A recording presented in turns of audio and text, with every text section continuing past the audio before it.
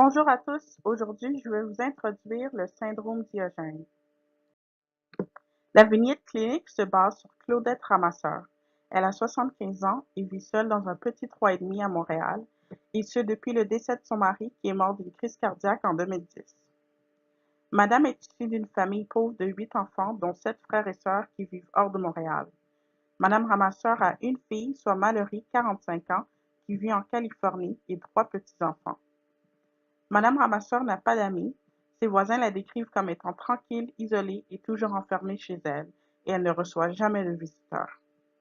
Mallory communique avec sa mère de temps en temps par téléphone, mais elle n'est pas venue à Montréal depuis la mort de son père en 2010. Inquiète pour l'état de santé de sa mère, Mallory décide de prendre l'avion pour Montréal. Arrivée sur les lieux, elle remarque un avis d'expulsion sur la porte de sa mère et est dévastée par l'état des lieux.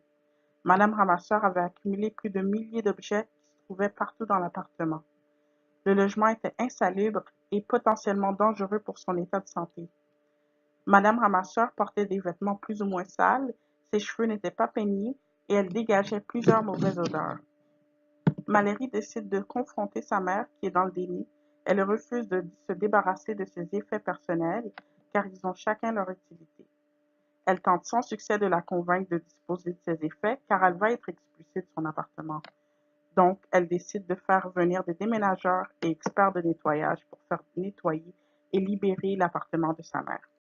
Aujourd'hui, Madame Ramasseur vit dans un petit appartement propre et supervisé pour personnes retraitées autonomes. Mallory craint que sa mère va mettre son appartement dans la même condition que la dernière et ne veut pas risquer une autre expulsion. C'est pour cela que nous avons proposé l'intervention suivante. La thérapie cognitivo-comportementale. C'est quoi la TCC?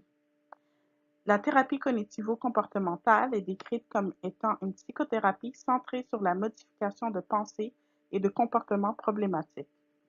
Celle-ci applique des principes dérivés de la recherche scientifique afin de traiter et modifier certains comportements humains. Qui est impliqué et quel est l'effet attendu? Les parties impliquées seront la psychothérapeute et Madame Ramasseur. Les effets attendus sont la disparition des symptômes, normalisation du client-patient, correction des habitudes néfastes du comportement. L'objectif de cette intervention est que Madame Ramasseur cesse de ressentir des émotions d'appartenance aux objets, d'échec qu'elle accumule, et qu'elle puisse prendre conscience de son bien-être physique et psychologique. Où est-ce que l'intervention a lieu? L'intervention aura lieu dans l'appartement de Madame Ramasseur.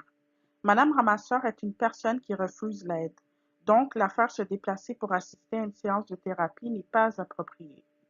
Le fait que la thérapeute se déplace pour aller dans la résidence de Madame Ramasseur peut être très bénéfique pour l'intervention, car Madame Ramasseur serait plus confortable dans un lieu qu'elle connaît et est à l'aise. Les séances d'intervention ont une durée de 30 à 40 minutes, suivies de périodes de 5 minutes de relaxation.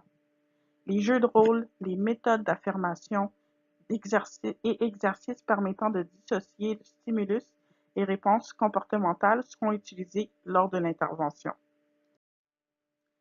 Les forces et les faiblesses de l'intervention choisie sont telles que suit. Les forces augmentent l'estime et la confiance en soi, réduisent l'anxiété et le stress, et corrigent les mauvaises pensées et explorent le passé de la personne. Les faiblesses, par contre, laissent les séquelles laissées suite à l'intervention.